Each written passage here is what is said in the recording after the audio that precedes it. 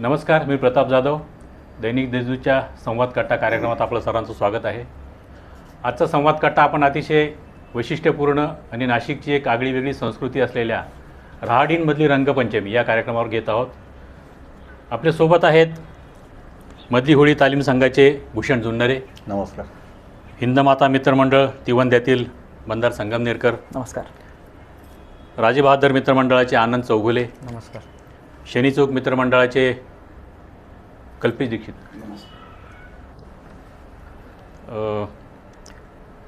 तांबटाळीतील मित्रमंडळाचे श्री तपकिरे, जितेंद्र तपकिरे.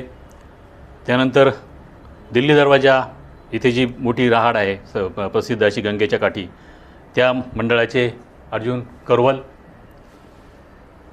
या सर्वांचं मी स्वागत करतो. आणि अलीकडेच 120 वर्षांपूर्वीची एक रहाड राजेबहादर मित्रमंडळामध्ये खोदण्यात मंडळाच्या कार्यकर्त्यांनी यश आलं आहे.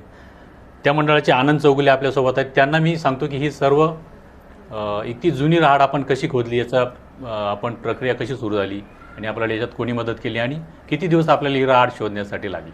आम्ही रहाड शोधण्यासाठी आम्ही 3 ते 4 वर्षापूर्वीपासून आम्ही प्रयत्न करत होतो, पण आम्हाला त्या रहाडीचं एक्झॅक्ट लोकेशन भेटत नव्हतं. आणि आमचे जे गल्लीतले ज्येष्ठ आहे त्यांच्या पूर्वजांनी त्यांना सांगितलं होतं की अशा ठिकाणी राड आहे आणि आपल्या गल्लीमध्ये 2 राड आहे, ते पण शेजारी म्हणजे 10-15 याचं अंतर आहे थोडंसं, त्याच्यामध्ये 2 राडी. पण मग एक्झॅक्ट त्या दोन्ही राडींचं लोकेशन माहिती नव्हतं. तर आपल्या इथं श्री गणेश नळवडकर म्हणून आहे, त्यांच्या पूर्वजांनी त्यांना सांगितलं होतं की अशा ठिकाणी आम्ही लहानपणी तुम्हाला तिथे आंघोळ घातली होती. तर मग त्यांनी त्यांना ती जागा दाखवली होती. ती जागा दाखवल्यानंतर त्यांनी आत्ता यावर्षी आपल्याला ती एक्झॅक्ट लोकेशन दिलं आणि एक्झॅक्ट लोकेशन दिल्यानंतर आपण ती नगरपालिका म्हणजे प्रशासनाच्या मार्गे ती आपण ओपन केली आणि ओपन केली तर आम्हाला त्या गोष्टीला यश आलं. आम्ही 3 वर्षापासून जो प्रयत्न करतो 3 ते 4 वर्षापासून, तर यावर्षी आम्हाला त्याला यश आलं. जुन्नरे सरांना प्रश्न विचारतो की ही रहाडींची परंपरा नेमकी सुरू कधी झाली आणि ती सुरू करण्यामागचा उद्देश काय होता, हे ते आमच्या प्रेक्षकांना थोडक्यात आपण सांगावं. रहाड ही जी आहे ही पेशवेकालीन सगळ्या रहाडी आहे. आणि रहाडीचा इतिहास असा आहे का रहाड हा प्रकार फक्त नाशिकमध्येच आहे, बाकीच्या कुठल्या गावांमध्ये रहाड असा प्रकार नाही. प्रत्येक गावामध्ये रंग खेळण्याची पद्धत वेगळी आहे. तर आपल्याकडे राजेबहादर जे नारोशंकर होते त्यांनी या रहाडींचे निर्माण केलं आणि सगळीकडचा साचा साधारण सारखाच आहे. काही ठिकाणी रहाडीचं माप जे आहे ते थोड्याफार प्रमाणात छोटं मोठं असू शकतं, परंतु उद्देश एकच होता. प्रत्येक एरियाची, प्रत्येक समाजाची, प्रत्येकाची एक वेगळा कलर असलेली एक ओळख होती. त्याच्यानुसार त्या रहाडींची ओळख होती. कलर असो किंवा समाज असो किंवा परिसर असो, त्या परिसरानुसार त्या वेगळ्या वेगळ्या रहाडी होत्या. नाशिक गॅझेटमध्ये साधारणपणे 18 रहाडीचा उल्लेख आहे. त्यानुसार जेव्हा नाशिकची चतुर्सीमा छोटी होती तेव्हा त्या 18 रहाडींमध्ये लोक रंग खेळायचे. घरामधनं प्रत्येकाला नैसर्गिकरित्या रंग करायचे. फुलांचा रंग असो, त्याच्यात औषधी काढे मिसळले जायचे. कारण आता वसंत ऋतूचं आगमन होतं.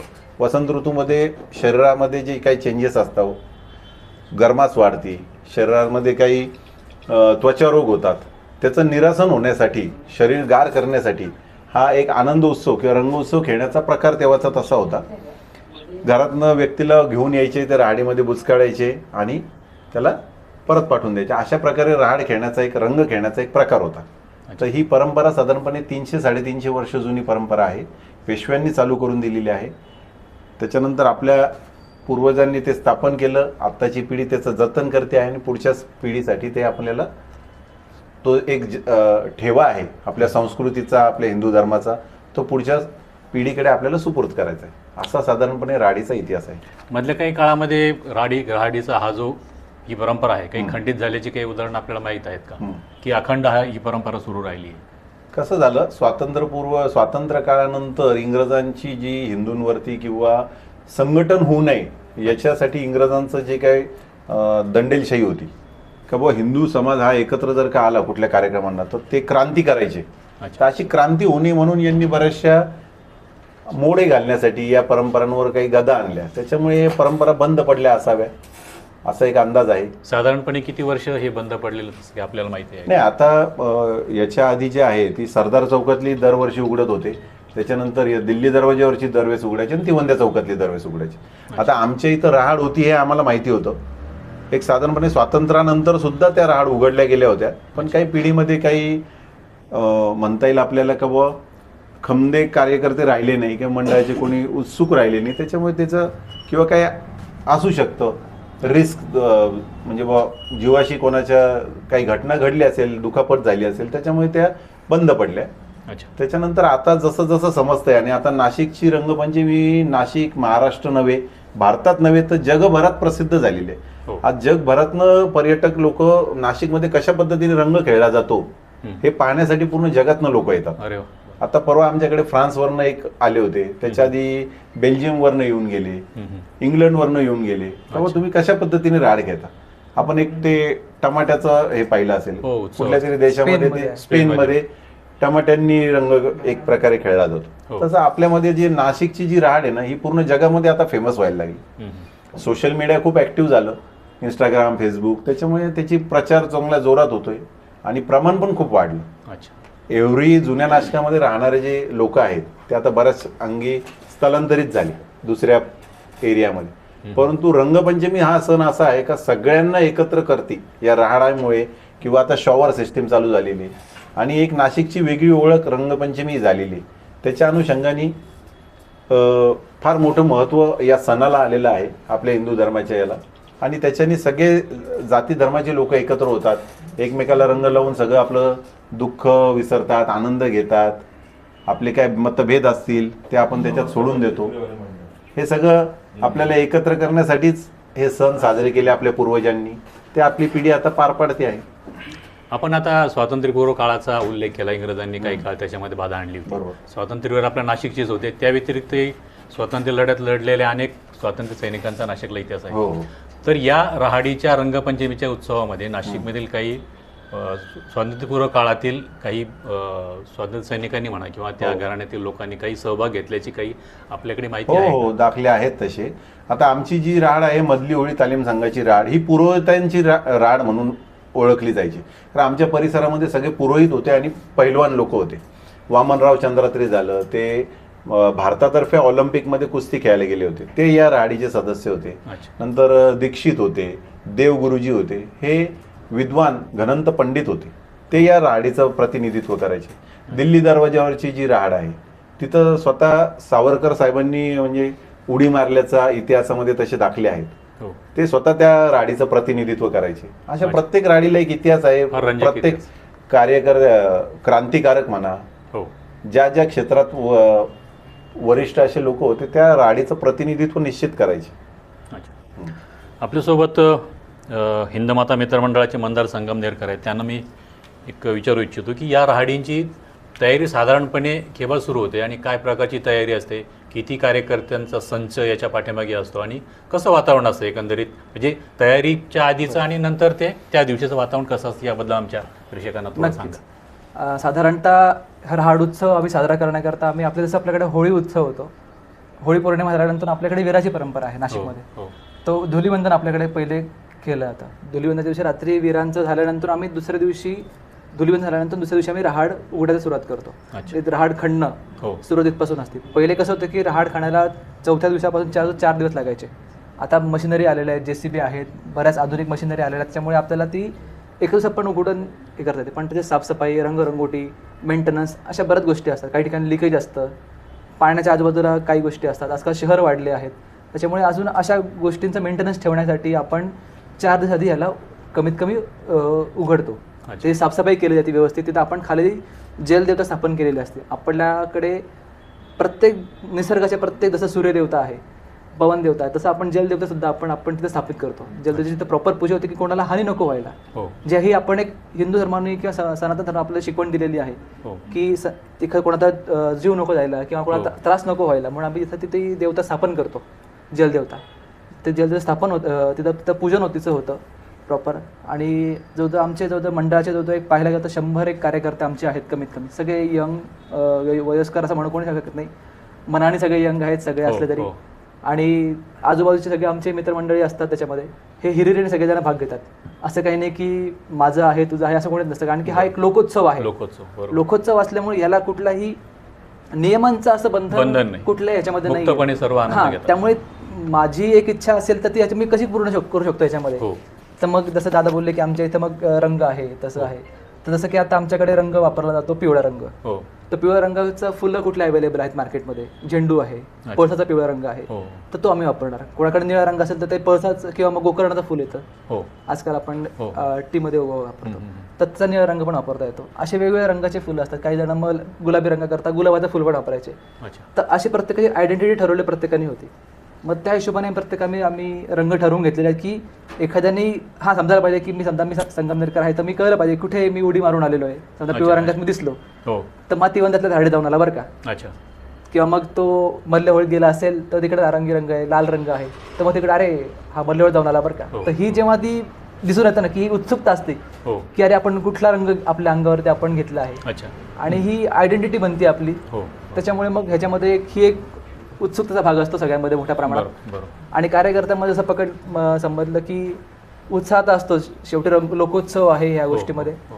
आणि आजकाल सगळ्या युथमध्ये यंग जनरेशनमध्ये ह्या गोष्टींबद्दल खूप उत्सुकता आहे. हो कुंभमेळा येतोय, बरोबर. त्यामुळे जागतिक स्तरावरती नाशिकचं नाव खूप मोठ्या प्रमाणात घेतलं जात आहे. बरोबर. वाराणसीत आपण आता बघितलं असेल, झाला आता जसं आपला कुंभमेळा झाला, आता आपल्याकडे सिंहस्थ आहे, हो. तो 1.5 वर्ष चालणार. तर नाशिकच्या डॉक्युमेंटेशन करण्याकरता बरेच फॉरेनर्स सुद्धा येत आहेत. त्यामुळे ही आमच्याकडे खूप एक सुवर्ण संधी आहे, आपल्या सगळ्या मंडळांकडे, आपल्या सगळ्या नाशिकच्या लोकांकडे, की आपण आपली संस्कृती आपण जगाच्या पटलावरती आपण मांडू शकतो. नेली पाहिजे. बरोबर. आणि आपली संस्कृती, आपलं नाशिकचं नाव आपण नक्कीच चांगल्या पद्धतीने, जसं बोलले की दादा बोलले आता की ला टोमॅटोना फेस्टिवल स्पेनमध्ये तर एक चित्रपटामध्ये तो दाखवला गेला हो आणि तो पूर्ण भारताभरात फेमस झाला. तसं आपण आपल्या राहाड संस्कृतीला आपण दाखवलं. आजकाल इंटरनेटमुळे, इंस्टाग्राममुळे ह्या गोष्टी, आणि आपले इन्फ्लुएन्सर मित्र जे आहेत ते याच्याकरता खूप चांगलं काम करत आहेत ह्या गोष्टी पोहोचवण्याचं. अच्छा. तर असंच काम चालू राहिलं तर अजून या नक्कीच संदर्भात काही कोणी डॉक्युमेंटरी नाशिकच्या, आता नाशिकमध्ये लघुपट तयार करणारे खूप मंडळी आहेत, म्हणजे बरोबर मीडियात पण आहे, नाटक क्षेत्रात आहे, नक्कीच, सिनेमात आहे, टीव्ही मालिका.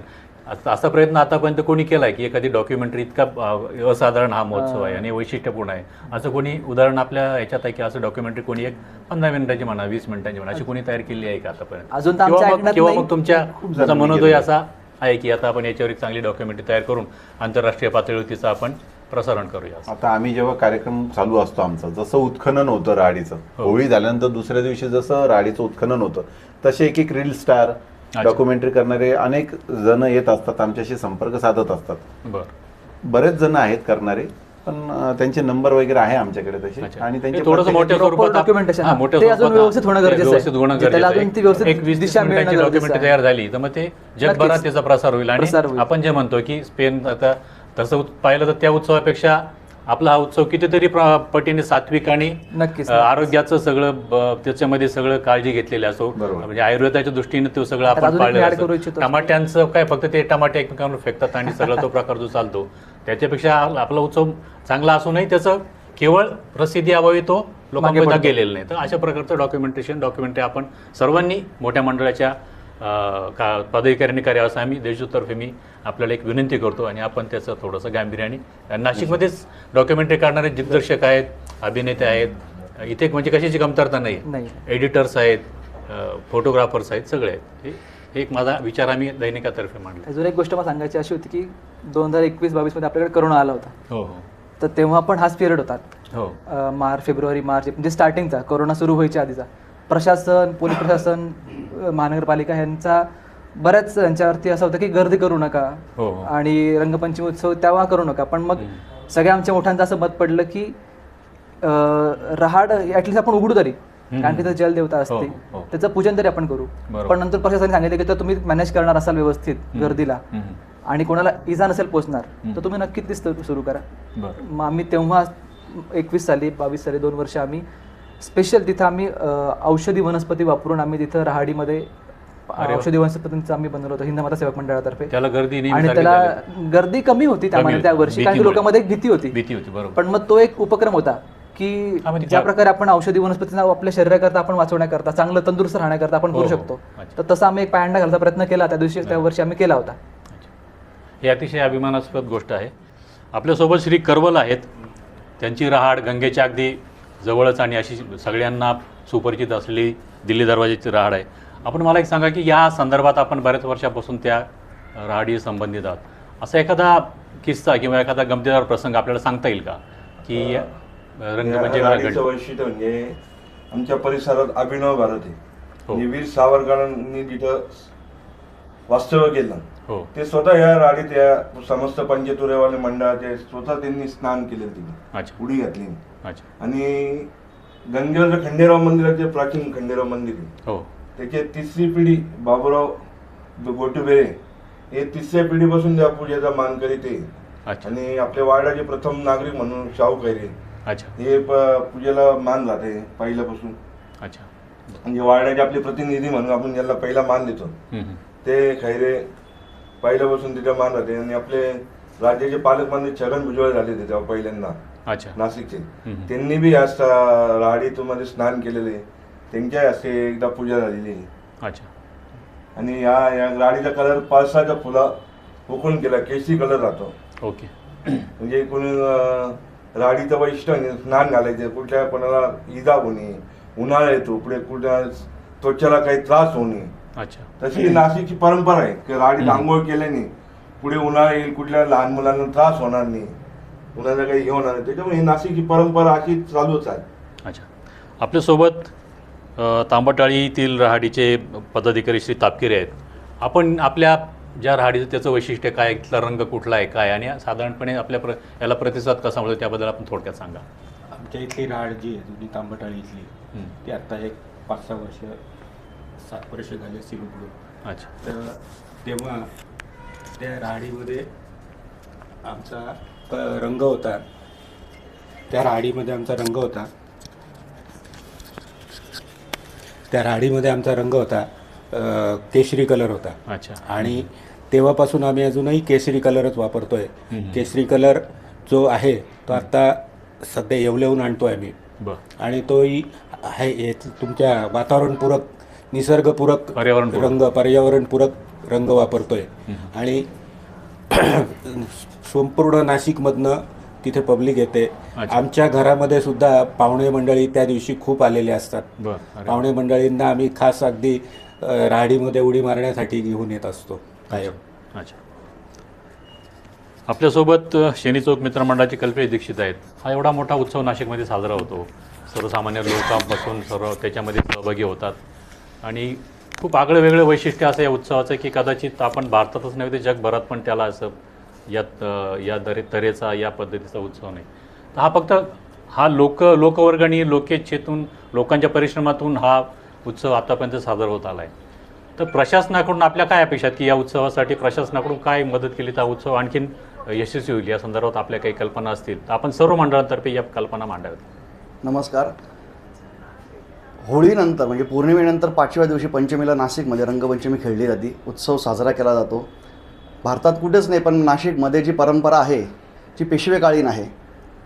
पेशव्यांचे मामा जे आहे रास्ते, नाशिकमध्ये ज्यांचं वास्तव्य होतं, त्यांनी पंचवटीत जी शनी चौकात जी रास्त्याखाडा तालीम संघ ओपन केली त्याच्यामध्ये त्यांनी ती राहाड ओपन केली आहे. ती त्यांनी पहिले रस्त्यांनी त्यांच्या अनुदानाने पहिले चालायचं ते. आता रस्त्यांचं कोणी वंशज नाही राहिले.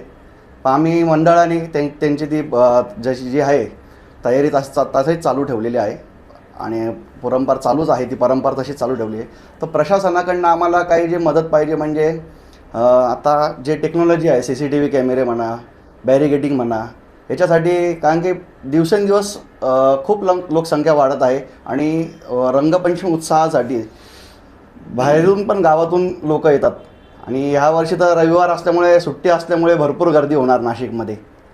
आणि काही जे जॉबसाठी नाशिकला आलेत, शिक्षणासाठी नाशिकला आलेत, ते विद्यार्थी म्हणा किंवा जॉब करणारे माणसं म्हणा, लेडीज म्हणा, ते उत्साहासाठी येणारच. तर जे काही बॅरिकेडिंग करावं, कॅमेरे वगैरे लावणे, त्याच्यासाठी प्रशासनाने आम्हाला मदत करावी ही प्रशासनाला आम्ही एक विनंती करतो. हा उत्सव पारंपरिक आहे तेवढा धार्मिक आहे. प्रत्येक राहाडीला एका तालमीचा सपोर्ट आहे. बेस जो आहे तो तालमीचा आहे. प्रत्येक तालमीच्या अंडर प्रत्येक राहाड आहे. नाशिकमध्ये जेवढ्या पण राहाडी आहेत त्या प्रत्येक तालमीच्या अंडरच येतात. त्याच्यामुळे धार्मिक सपोर्ट जो आहे, संस्कृती जी जोपासली जाते ती राहाडीवर जास्त जोपासली जाते. प्रत्येक राहाडीवरती पूजा होते. जलमातृकेचं पूजन करून जलमातृका असतात, 7 आसराचं स्थान असतं, प्रत्येक राहाडीजवळ देवाचं स्थान आहे, त्याचं पूजन करून मगच तो म्हणजे पाण्याचं स्वरूप तीर्थात होतं आणि त्याचा आपण सगळ्यांनी हे करतो, आस्वाद घेतो. आता एवढ्या मोठ्या या उत्सवामध्ये प्रशासनाकडून आपल्याला कुठली मदत हवी किंवा प्रशासनाकडून आपल्याला काय प्रकारचं सहकार्य अपेक्षित आहे हे थोडक्यात आपण सांगावं. निश्चितच आता रहाड उत्सव हा पूर्ण महाराष्ट्राचा, भारताची एक आयडेंटिटी होत आहे. नाशिक शहराचं जसं सिंहस्थ कुंभमेळा, यंत्रभूमी, त्याच्यानंतर आपली मंत्रभूमी म्हणून ओळखली जाते, तशी एक रंग रहाड उत्सवासाठी सुद्धा नाशिक नगरी ओळखायला लागली आहे. बरेच पर्यटक बाहेरनं येतात. ते याच्यामध्ये प्रशासन एवढा खर्च जाहिरातबाजीवर करतं, तर तो प्रत्येक मंडळाला जर का त्यांनी दिला किंवा ती जबाबदारी प्रशासनाने घेतली की रंगोत्सवासाठी जे काय सामुग्री लागणार आहे, जो काय खर्च येणार आहे ते प्रशासन उचलेल, तर आम्हाला चांगल्या प्रकारे हा सण साजरा करता येईल. कसं होतं, वर्गणी काढायला गेलं तर लोक वर्गणी दिली नाही, त्यांना बळजबरी काही कार्यकर्त्यांनी केली तर पोलीस लोक खंडणीचे गुन्हे दाखल करतात. त्याच्यामुळे आमच्याकडे पैशाची कमतरता आहे. बरोबर. बॅरिकेटिंग झालं, एवढ्या मोठ्या प्रमाणामध्ये जेव्हा लोक येतात एखादा सण साजरा करायला, त्यांची सुरक्षा, त्याच्यासाठी CCTV, चोऱ्यामाऱ्या होऊ शकतात, कोणाचे वाद होऊ शकतात, तर ते CCTVमध्ये कैद झाले पाहिजे. प्रशासनातर्फे आम्हाला CCTV दिले गेले पाहिजे प्रत्येक राहाडीवरती. हा खर्च मंडळाला करावा लागतो, पोलीस स्टेशनने आम्हाला खर्च करायला लावलाय. त्यानंतर बॅरिकेटिंग झालं, बॅरिकेटिंगचा जवळजवळ आज 20-25 हजार रुपये खर्च प्रत्येक मंडळाला येतो. हा खर्च झालं. राळ उत्खननासाठी जो खर्च येतो, मेंटेन करण्यासाठी जो खर्च येतो, हा प्रशासनाने करायला पाहिजे. प्रशासन जाहिरातबाजीवर प्रचंड पैसा खर्च करतं, आमचा त्याच्यावरती आक्षेप नाही. परंतु मग जर का ही एक नाशिकची संस्कृती आहे, एक ठेवा आहे, तो जर का जपण्यासाठी प्रशासनाने हा खर्च उचलण्याची तयारी दाखवली तर निश्चितप्रमाणे कार्यक्रमही चांगला होईल आणि अजून लोक इन्व्हॉल्वमेंट चांगल्या प्रकारे होईल आणि मंडळांवरती तेवढं दडपण राहणार नाही खर्च करण्याचं. बरं. आणखी एक प्रश्न होता आपल्याला की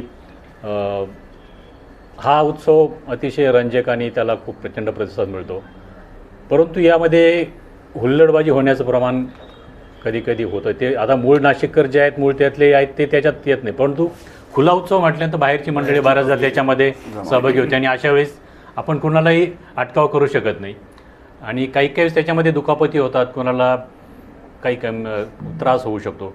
तर या संदर्भात आपण सर्वसामान्य जनतेला आणि या उत्सवात सहभागी होऊ इच्छिणाऱ्या सर्वांना आणि ज्या सर्वची राहाडींची व्यवस्था पाहणारे सर्व जे कार्यकर्ते, पदाधिकारी, स्वयंसेवक असतील, सर्वांना आपण काय आवाहन कराल? आव्हान एवढंच करतो की पोलीस प्रशासनाने आम्हाला सर्व राहाडीच्या कार्यकर्त्यांना मदत करावी आणि सर्व जनतेने रंगपंचमीला येताना चपलाबुटं घालू नये, राहाडीत चपलाबुटं घालून प्रवेश करू नये, त्याचं पावित्र्य जपावं आणि उत्सव साजरा करावा. नाशिकची रंगपंचमी अर्थात नाशिकच्या राहाडी या विषयावर सर्व पद्धतीची सांगोपांग चर्चा आपण शेवटी एक जो काही घटकांतर्फे जो आक्षेप घेतला होता त्या मुद्द्यावरही आपण चर्चा केली आणि राहाडींचं महत्त्व, राहाडींची परंपरा, राहाडी केव्हा सुरू झाल्या, राहाडींतनं होणारा शरीराला होणारा फायदा, या सर्व विषयावर आपण आज सांगोपांग चर्चा केली. आपले सर्व महानुभाव या कार्यक्रमात मनापासून सहभागी झाले, सर्वांनी मनमोकळेपणाने आपली मतं मांडली. याबद्दल मी दैनिक देशदूततर्फे आपलं सर्वांचं स्वागत करतो. धन्यवाद. धन्यवाद.